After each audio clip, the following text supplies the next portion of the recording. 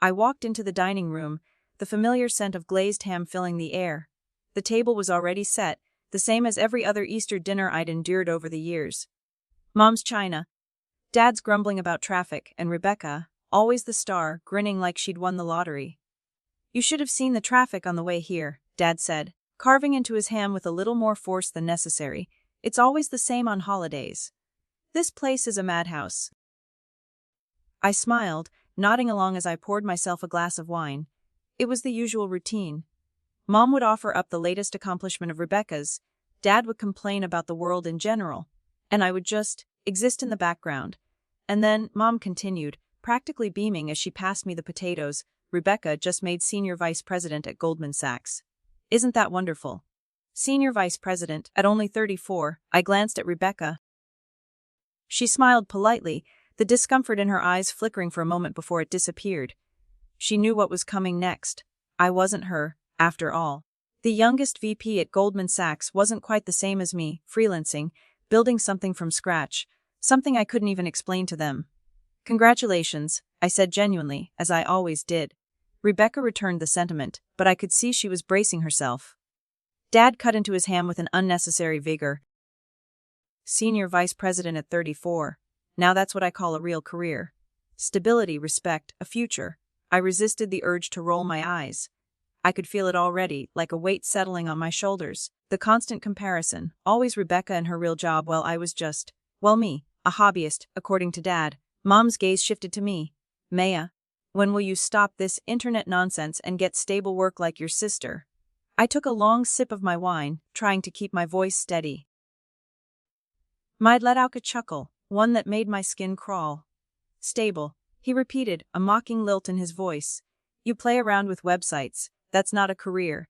It's a hobby that somehow pays rent." The words cut deeper than I let on, but I'd heard them all before. "I don't just play around," I said, keeping my tone level. "I'm building a company." Dad scoffed. "A company? Come on, Maya. Rebecca works for an actual company, one of the most prestigious banks in the world. You work for yourself because no real company would hire you." I could feel my pulse quicken, but I held my ground. "Rebecca worked hard to get where she is. I'm proud of her. But I'm building something too." Rebecca set her fork down, her eyes shifting between Dad and me. "Dad, that's not fair," she said quietly, as if trying to mediate. But her words felt hollow. She wasn't the one being told that what she was doing didn't count. "It's honest," I muttered, barely able to keep the bitterness out of my voice. "Honestly," Dad repeated, shaking his head. "I'm tired of pretending Maya's internet hobby is comparable to your career. You have a 401k, health insurance, a title people respect.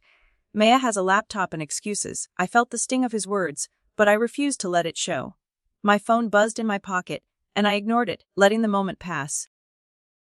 Rebecca's gaze softened for a second, and she opened her mouth to speak, but the moment was cut short. Dad, not missing a beat, turned his attention back to me. "So, when are you going to stop pretending?" I drew a slow breath, steadying myself. "I'm building a company," I said again. "CloudSync Solutions. We've got 18 employees, and last year, we made $23 million in revenue." The table fell silent. Even Dad's cutting expression faltered. "23 million? Mom said, her voice edged with disbelief. "Maya, don't exaggerate." "I'm not exaggerating," I replied, my voice colder than I intended. CloudSync Solutions provides cloud infrastructure management for enterprise clients. We're on track to hit $40 million this year.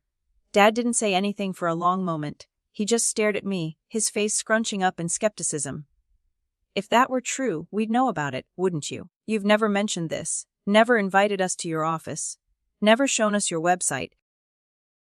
I felt my phone buzz again, several times in quick succession. It was impossible to ignore now. I pulled it out of my pocket, glancing at the notifications lighting up my screen. 7 texts from my COO, 3 from my CFO, 12 from various employees and investors. I silenced the phone, setting it face down on the table. "Excuse me," I said, standing up. "I have to take this." I stepped away, my heart pounding as I looked at the messages. The excitement, the pressure of everything hang in the balance, it was all so surreal. Then, I heard it. "Z, stock the champagne. This is huge. We won all 3 categories." I smiled, putting the phone back in my pocket. The first real win. I turned to face my parents again, the weight of their disbelief still hanging thick in the air. "The Tech Innovation Awards ceremony," I said, trying to keep my voice steady. It started 20 minutes ago. It's the biggest event in our industry. 2,000 executives, founders, investors. CloudSync was nominated in 3 categories. Dad waved dismissively. More internet nonsense. No, Dad, I said, my voice growing firmer. It's not nonsense. It's the industry's biggest event. Best enterprise software solution. Fastest growing tech company. Innovator of the year. Rebecca leaned forward, intrigued. Which categories? I almost laughed. Best enterprise software solution. Fastest growing tech company. Innovator of the year. I watched her eyes widen. Maya, those are major awards, she said, almost in awe. Why didn't you mention this? I could feel my heart pounding as I stood there, the weight of everything pressing down on me. Rebecca's question lingered in the air, her surprise genuine. I wanted to explain more, but it was too much. Too much for them to process. Too much for me to handle all at once. I tried to tell you, I said quietly, my voice tight. Last week, I mentioned the awards to Mom. You didn't even ask about them. You just told me to think about applying to Goldman Sachs. Dad grunted, clearly not understanding, but he was listening now. I could feel his eyes on me, finally taking in the words that I'd been trying to say for years. I didn't mean it like that, Mom said quickly, her voice betraying a hint of panic. I was just trying to help. You need something stable, Maya, something more stable, I repeated, almost laughing. I have a company, Mom. Not a job. I have employees, clients, contracts, and revenue. I don't need a stable job working under someone else. I built something. There was a silence at the table, the kind that always followed the mention of my work. My parents, as usual, had no idea how to respond, and yet again, they chose to ignore it. Why didn't you tell us about this before? Dad finally asked, breaking the silence, his voice barely a whisper. I had to suppress the urge to snap. I've told you, over and over again. Every holiday, every family dinner. You've heard it. You just never listened. Mom looked down at her plate, shifting uncomfortably in her seat. You didn't, she started, but stopped herself. She couldn't even finish her thought. Rebecca was the first to speak again, but her voice was softer now, more thoughtful. Maya, you've been trying to tell us, but I think we've just been focused on our own stuff. I didn't realize how much you were doing. I looked at her, and for a moment, I saw the genuine apology in her eyes. She didn't mean to overshadow me, but somehow, she always did. Even now, she was trying to make things right, but it felt like too little too late. I tried, I said, my words barely above a whisper. I tried to explain it to you, but it always felt like it wasn't enough. Like nothing was ever enough. Rebecca's gaze softened. I'm sorry, Maya, I didn't realize. I always thought. Well, I thought you were just doing your thing and that was it. But this is huge. I could feel the anger rising in my chest, hot and fierce. Of course, it's huge. It's my life, my company, on my achievements. I didn't mean to shout, but it came out that way. The frustration I'd buried for years was bubbling to the surface, and I couldn't stop it. I've been building this for years, and all you've done is compare me to Rebecca. All you've done is tell me to get a real job like hers. Like her success means more than mine. Dad shifted uncomfortably in his seat, his face flushed, but he didn't say anything. He was already processing the reality that had been shoved in his face. Mom put her hands on the table, her voice calm but strained. Maya, I'm sorry. I didn't mean to undermine your work. I wanted to see you settled, stable. Like Rebecca. We only want what's best for you. I am settled, I snapped back, my voice thick with emotion. I'm not Rebecca. And I'm never going to be. I'm building something from the ground up. Something that's mine. And that matters. I could feel my phone buzz again, this time with even more urgency. It wasn't just texts now. There were emails, calls, notifications flashing across the screen. My heart raced as I saw the flood of messages, clients, investors, team updates. I excused myself from the table. The tension in the room thick and suffocating, and went into the kitchen to get a moment of space. I checked my phone, my pulse pounding faster as I saw what had come through. The tech awards had officially started, and the updates were pouring in. We'd won all 3 categories: Best Enterprise Software Solution, Fastest Growing Tech Company, and Innovator of the Year. The email from Z, my VP of Marketing, was at the top of the list. We won, Maria. The entire industry is watching. Kane's already covering it live. Your phone's about to explode. I took a deep breath and put my phone on silent, but I knew the chaos was just beginning. I had to go back to the table. When I walked back into the dining room, all eyes were on me. Mom, Dad, and even Rebecca had their phones out, scrolling through articles and updates. The shift was palpable. "What's going on, Maya?" Dad asked, his voice tight. I took a seat, my eyes steady on his. CloudSync Solutions just won 3 major awards at the Tech Innovation Awards. Best Enterprise Software Solution, Fastest Growing Tech Company, and Innovator of the Year. The table was silent for a long moment. Dad's phone buzzed. Mom's followed suit. Then Rebecca's. All 3 of them pulled out their phones, their faces draining of color as they read the same thing I had seen moments earlier. The silence was broken by a soft whistle from Rebecca. "Maya. I had no idea. You never said." I didn't know how to respond. I hadn't wanted to make them feel small, but this was the reality now. This was the truth they had ignored for years. "I tried," I said quietly, looking down at my plate. "I really tried to tell you." I sat back in my chair, feeling the weight of the silence pressing on me from all sides. The sudden flood of notifications was a sharp contrast to the stillness in the room. I could see my parents reading, scrolling, their faces growing paler by the second. It wasn't just the shock of the awards, it was the realization that they had been wrong all along. Wrong about me, wrong about my work, wrong about my entire future. I tried to keep my expression neutral, but my hands were trembling slightly. The victory was surreal, a whirlwind of excitement, but also bitter. After years of feeling dismissed, of being treated like my work didn't matter, this moment felt like a validation that came far too late. Dad cleared his throat, breaking the silence. "I don't understand, Maya. You work with Fortune 500 companies." His voice sounded unsure, like he couldn't wrap his head around it.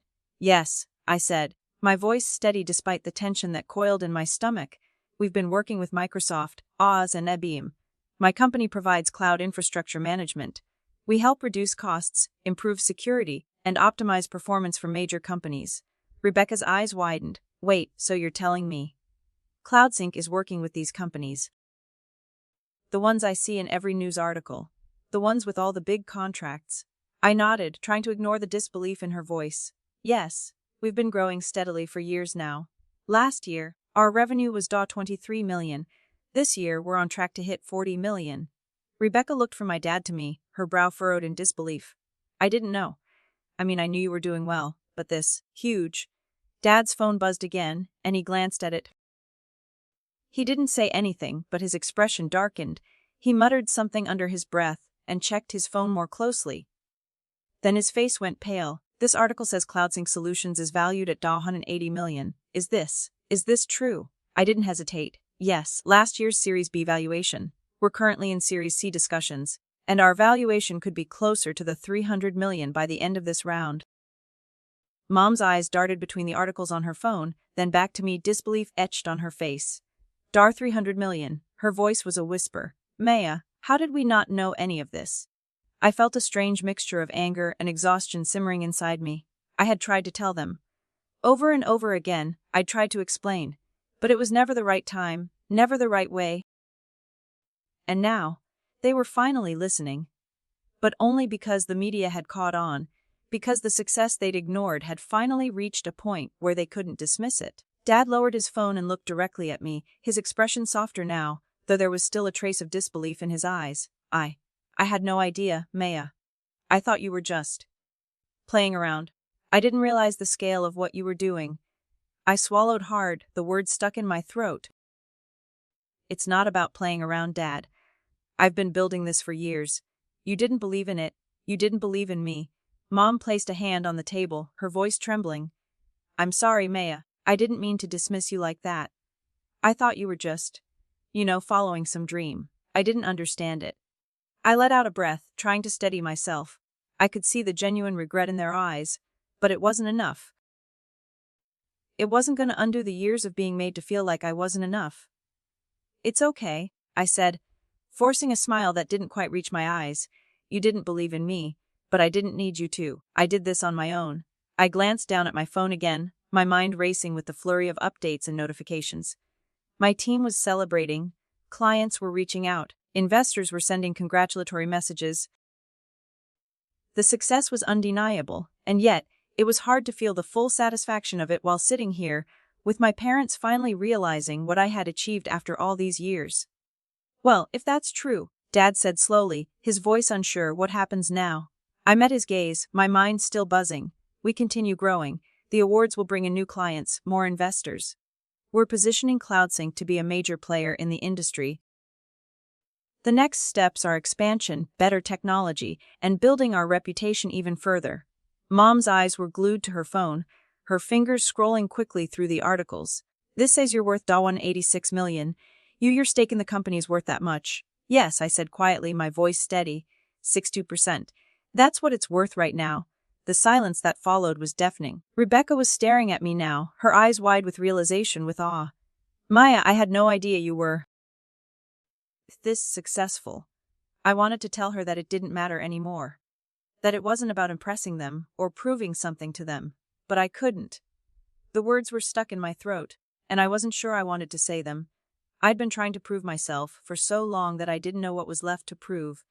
Mom looked up from her phone, her voice softer now. I'm sorry, Maya. I wish I'd listened sooner. I don't know what I was thinking. I nodded, though the anger was still there, simmering beneath the surface. It's not just about listening, Mom. It's about believing. You never believed in me, and that hurt. Dad cleared his throat, his face conflicted.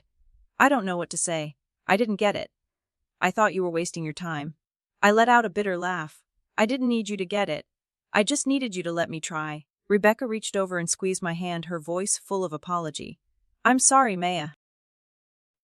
I never understood what you were doing, but I see it now. I stared at her for a long moment, trying to process the words, the weight of everything that had just changed. It wasn't just their recognition I was after, it was their understanding. But I didn't think I'd ever get that. I didn't think I'd ever feel the way I wanted to feel about it. I tried, I said again, my voice barely above a whisper. I really tried. The silence at the table was thick, suffocating, as if everyone was holding their breath, waiting for the right words to break through the tension. But there were no right words, not from them. Not from me. I watched as my parents, still in disbelief, scrolled through the articles on their phones, reading about CloudSync and the awards, about me. About the things I had been trying to tell them for years. The things they never cared to hear. I could see the disbelief on their faces morph into something else. Something like respect, maybe, or fear. But the most painful part was the realization that they had to witness it all from the sidelines, after years of dismissing me. After years of pushing me down. Well, if that's true, Dad said, breaking the silence with a voice that sounded far smaller than usual. Why didn't you tell us sooner? I let out a slow breath, feeling the weight of his question pressing on me. I did tell you. Over and over. You just never listened. Mom's eyes flickered to the phone, her fingers scrolling quickly, as if searching for more evidence, more validation. I don't understand. Why didn't you make us understand? Her voice was strained, as if she couldn't quite grasp how her perception of me had been so wrong. I leaned back in my chair, staring at my plate. The satisfaction of proving them wrong was already beginning to soar. It wasn't enough anymore. It should have been, but it wasn't. Because even now, when they could finally see the truth, it felt like they only understood it because it was on their screens, because it was validated by someone else. Not because they had believed in me. Why didn't I make you understand? I repeated the words, almost laughing. Because I've spent years trying to convince you. You never listened, and I was tired of begging for your validation. I had to build something real. Something that couldn't be ignored. Dad shifted uncomfortably, looking at his phone again. I saw the realization hitting him, piece by piece. And yet, there was no apology, at least not one that felt like it came from the heart. Rebecca's voice broke through the quiet. Maya, I had no idea it was this big. This important. I turned to her, and for the first time that night, I felt something close to appreciation in her tone. But it wasn't enough. She had always been the successful one, the one with the clear, polished path. I had always been the mess, the one who never quite fit in with their expectations. And now, as much as I wanted to accept her apology, the gap between us felt too wide. I had climbed my own mountain, but no one had been there to help me up. I forced a smile, though it didn't reach my eyes. It's okay, Rebecca. I didn't expect you to know. But now you do. Dad glanced up from his phone. What happens now? Maya, his voice was tentative, as if he feared the answer. As if, somehow, he still wasn't sure whether this success was real now. I leaned forward, my voice steady despite the anger that still burned in my chest. Now, I keep going. I keep growing the company. We keep building. This is just the beginning, not the end. My phone buzzed again. I didn't need to look to know who it was. Z. My coup. The team, the excitement back at the office was palpable. CloudSync had just won its 3 awards, and the momentum was already shifting, propelling us toward new opportunities.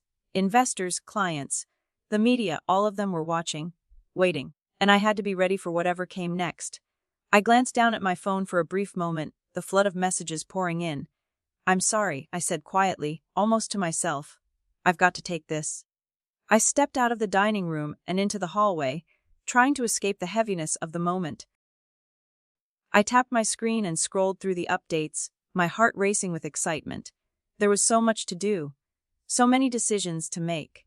And now, finally, people were starting to see the work I had put in, starting to see the effort, the sacrifice, the countless nights spent making CloudSync what it was today, and yet, standing there in the hallway, I still felt a hollow ache. This was the moment I had been working for, and yet, it felt so empty. My parents were proud, in their own way, but their pride felt distant, foreign. It wasn't the kind of validation I had hoped for. It was the kind of validation that came only after they had no choice but to accept the truth, after the entire world had acknowledged what I had done. I closed my eyes for a moment, taking a deep breath. This wasn't about them anymore. It was about me. It was about the path I had carved for myself, the future I was building with my own hands. I wasn't doing this for their approval. I was doing it because I had to. When I finally went back into the dining room, the weight of everything had shifted. My parents were still reading the articles, but now there was something different in their eyes. Something closer to respect than I had ever seen before. They weren't just seeing my success through the lens of their own expectations. They were seeing it for what it was mine. And, for once, they were starting to understand that. "I'm sorry, Maya," Mom said, her voice quiet. "We should have listened to you." I met her gaze, my own voice calm but distant. "Yes, you should have, but I don't need your apology anymore. I've already built something, and I'm not going to stop." Rebecca stood up, reaching across the table to grab my hand. "For what it's worth, I think what you've built is incredible, way more impressive than my VIP title." I squeezed her hand, my expression softening just slightly. "Your title's impressive, too, Rebecca." Different paths, different achievements. Dad glanced at me again, his expression conflicted. "Will you come to dinner next week?" he asked, his voice quieter now, less demanding. "Let us try to understand what you've built." I considered it for a moment, the offer hanging in the air. But I already knew my answer. I had come here tonight hoping for something, maybe for a change in how they saw me. But now, I realized I didn't need their approval. I didn't need their understanding. I had already proven what I was capable of. "I'll think about it," I said softly, my gaze meeting his. "But right now, I have to get back to the city. I've got a team to celebrate with, media requests to sort through, and a company that's just getting started." I turned to leave, my footsteps slow and measured. But before I reached the door, I glanced back at my parents, who were still looking at their phones, still reading about the success that had always been right in front of them. "Thanks for dinner," I said, and without waiting for a response, I walked out. I walked out of my parents' house, feeling the cool evening air hit my face like a wave. The tension that had been building all night was still there, but it felt different now. Lighter somehow. I wasn't sure if it was the exhaustion from the evening or the realization that, after all this time, my parents were finally starting to see me for who I really was. But even as I walked down the driveway, the knot in my stomach refused to loosen. I'd won, sure, but at what cost? Their respect, their acknowledgement, it had come so late. I had spent years chasing their approval, only for it to be handed to me with a side of disbelief and apology. The irony wasn't lost on me. They had spent all this time thinking I was lost, wasting my potential, while I had been building an empire from scratch. I pulled out my phone, the screen already lighting up with a new flood of messages. The updates had barely stopped since I'd left the dinner table. My team, clients, investors, they were all reaching out, celebrating our victories, congratulating me on the recognition CloudSync had received. I had to stop myself from grinning. I was proud. I had earned this. But as the messages continued to flood in, I couldn't shake the feeling that something was missing. Was it the validation from my parents that I still craved? Or was it the knowledge that, no matter how successful I became, they would never truly understand what I had built? I tossed my phone on the passenger seat and drove, trying to clear my mind, but the nagging thought refused to go away. The drive back to Manhattan should have been celebratory, but instead, it felt like a heavy weight. Like I had finally reached the top of the mountain, but I was still looking down, wondering if I'd done it alone. By the time I reached my apartment, the glow of the city outside my windows did little to ease the ache in my chest. I should have been ecstatic. I had just been named Innovator of the Year. I had 3 major awards in my hands. CloudSync was projected to make a $40 million this year. I was being covered by the top tech publications, with investors knocking at the door. And yet, I couldn't shake the feeling of emptiness that lingered. I kicked off my shoes and sank onto the couch, the weight of the evening finally catching up with me. My phone buzzed again, but I ignored it for a moment. I needed a break, a moment to breathe, a moment to process everything that had just happened. After a few minutes, I finally picked it up, glancing at the messages. There were more congratulations, more updates from my team. But then I saw it, the message that made my stomach drop. It was from Z, my VP of Marketing. Keen's covering the story live. You're trending on Twitter. The phones are blowing up. This is huge, Maria. The words felt surreal, as though I was reading them in a dream. This was happening. My company, my work, was making waves. And yet, I couldn't help but feel detached from it all. I leaned back against the couch, my phone still in my hand. I thought about the conversation at dinner. The way my parents had tried to apologize, but I couldn't shake the sting of years of dismissal. Their apology was too little, too late. The recognition felt hollow, like it was being handed to me only because the world had validated me, not because they truly understood what I had done. The thought gnawed at me. Maybe it always would. I opened up the media coverage, letting the words sink in. My name, my company, CloudSync Solutions, was everywhere. The Tech Innovation Awards were plastered across every headline. The recognition, the praise, the validation. It was all right there, and yet, it still didn't feel enough. I pulled up the article from Bloomberg, scanning it quickly. The valuation, the clients, the awards, everything I had worked for laid out in black and white. And then, my eyes landed on the final line. Maria Chin, founder and CEO of CloudSync Solutions, takes home Innovator of the Year at the Tech Innovation Awards. A game-changer in enterprise cloud infrastructure, revolutionizing the way Fortune 500 companies manage their cloud solutions. I set the phone down, my head spinning. It was real. All of it. But why didn't it feel real? I had spent years working toward this moment. I had built this from the ground up. And now, as the world began to recognize me, all I could think about was how it felt like my parents had only come around because they had no other choice. A knock on the door broke my reverie. I stood up quickly, smoothing my hair back as I made my way toward the entrance. When I opened the door, I saw Rebecca standing there, her expression unreadable. "You're not going to believe this," she said, her voice low. I spoke to Mom, and... "Well, she's not taking this well. She wants you to come back. She needs to talk." I stepped back, letting her in, unsure of how to respond. "I don't know if I can, Rebecca. I just don't know if I can do it again. They don't understand. They never did." Rebecca looked at me, her eyes filled with something between apology and guilt. "I know. But maybe, just maybe, we can all understand now. Maybe this is the time. I don't know. But I think they're trying." I shook my head, a bitter laugh escaping my lips. "Trying. After all this time, you think they're finally going to get it?" Rebecca stepped closer, her hand gently touching my arm. "Maybe not completely. But I think they're willing to try. And maybe, just maybe, that's enough." I closed my eyes for a moment, the weight of her words sinking in. I wanted to believe it. I wanted to believe that, somehow, this moment could be different. But deep down, I knew that I was already beyond the need for their approval. I had already achieved what they said I couldn't. And now, it was time to move forward. "I'll think about it," I said, my voice softer than before. Rebecca gave me a small, understanding nod, but I could see the worry in her eyes. She didn't understand. Not fully. No one did. I'd won the awards. I'd built something real. But no matter how much success I achieved, it was still hard to shake the feeling that nothing would ever feel complete. Not until I had something more than their approval. Something more than the hollow validation that came too late. Rebecca left soon after, her words hanging in the air, but I didn't think they would change anything. I had already proven myself. And maybe that was all that mattered. The next few days felt like a blur of meetings, phone calls, and endless congratulations from clients, investors, and people I barely knew. The Tech Innovation Awards were still the talk of the industry, and CloudSync was everywhere: headlines, social media, interviews. It was surreal. But even as the world celebrated my success, there was still a heaviness I couldn't shake. The lingering weight of the dinner with my parents was stuck in my chest, like an anchor that wouldn't let me breathe freely.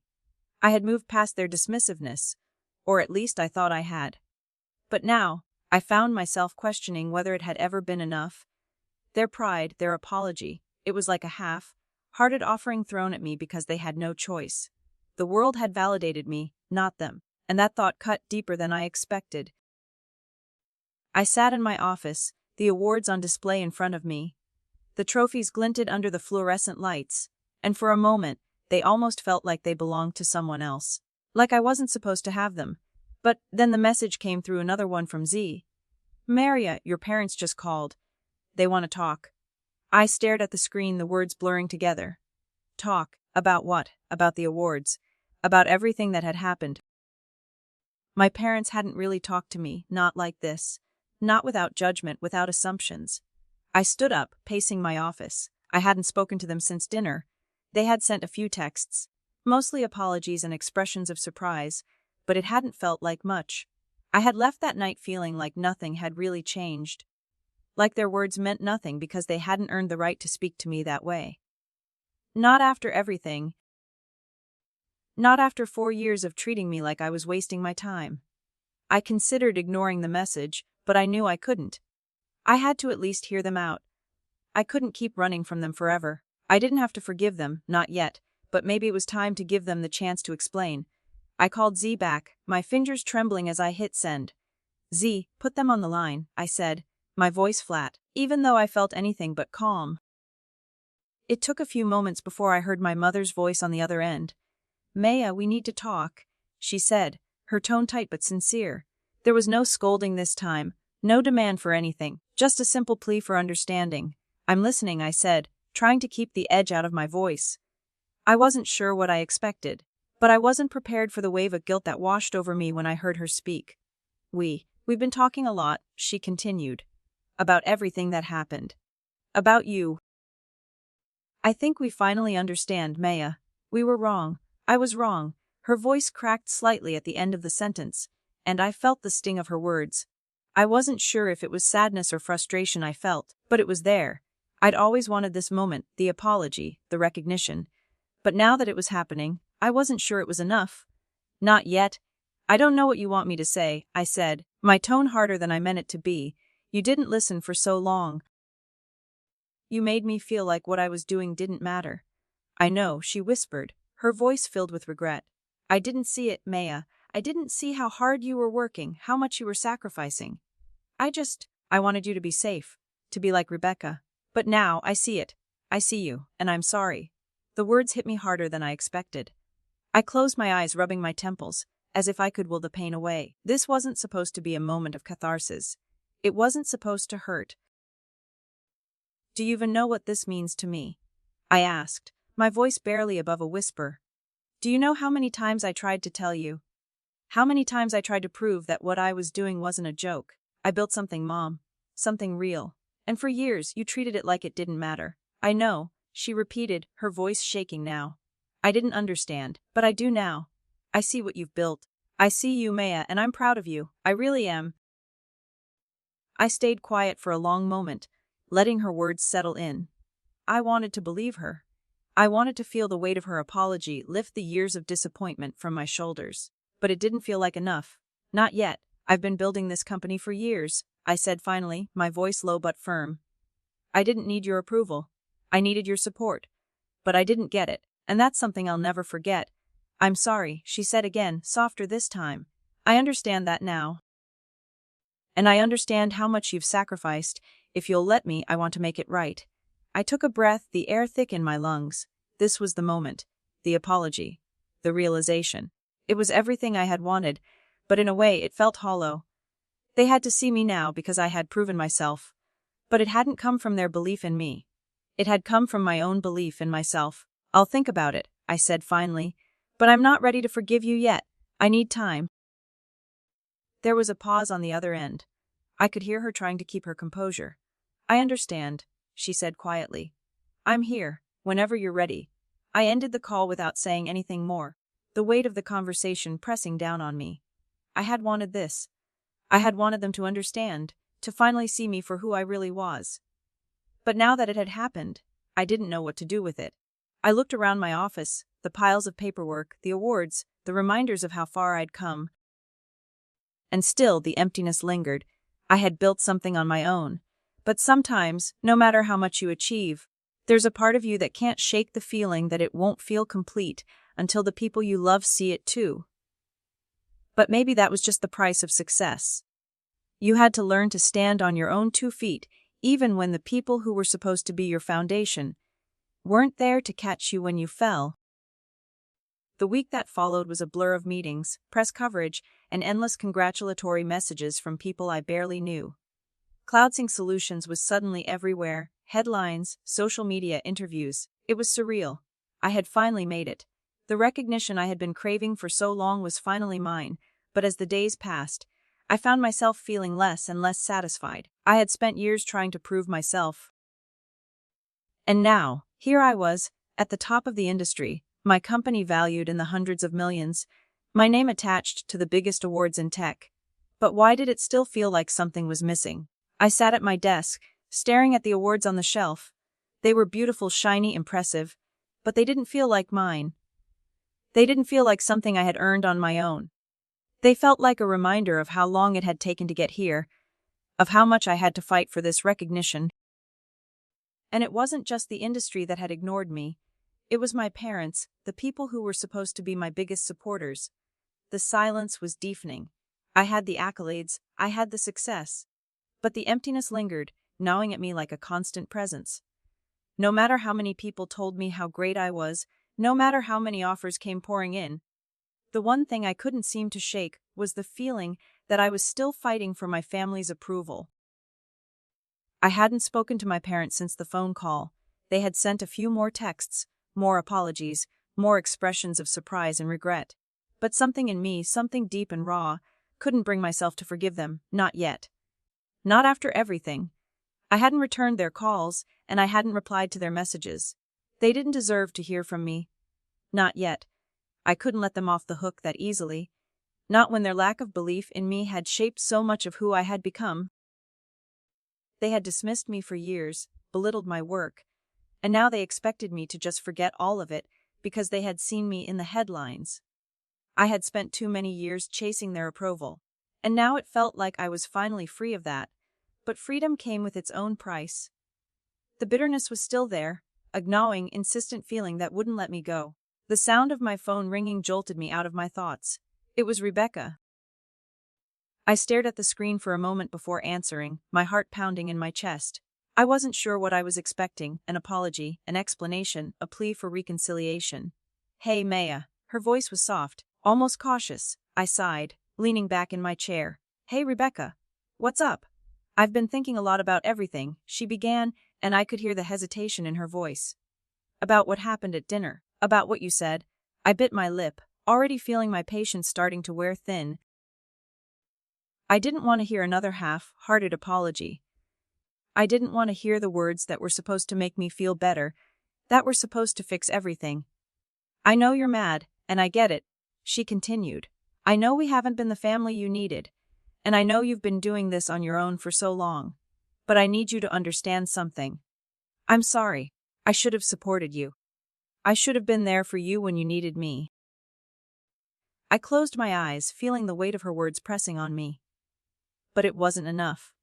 Not yet. I had been alone in this fight for so long that I wasn't sure if I was ready to let anyone in. Especially not them. "Rebecca," I said, my voice flat, "you didn't listen. You didn't even try to understand. And now, suddenly you're all apologetic because you see what I've done. I needed you when it mattered, not when the world saw me succeed." "I know," she said quietly, almost a whisper. And I'm sorry for that. I wasn't there when you needed me most. I get it now. I really do. The words hung in the air between us, suspended in an uncomfortable silence. I wanted to believe her. I wanted to believe that things could change. But deep down, I knew better. There was too much history between us. Too many years of her success overshadowing mine. Too many years of my parents ignoring me while she thrived in the safety of their approval. I had built CloudSync on my own. I had fought tooth and nail to make it work. I had sacrificed everything, and the price had been steep. But now that I was here, now that I had won, it felt like I was still fighting for the same thing I had been fighting for all along, the recognition of people who would never fully understand what I had done. I don't know if I'm ready to forgive you yet, I said, my voice tight with the weight of everything I was holding back. You don't get to just walk in and fix this. I've been fighting for so long, and now, all of a sudden, you see what I've done and want to make it right. It's too late for that. I could hear Rebecca's breath catch on the other end of the line. I get it, she whispered.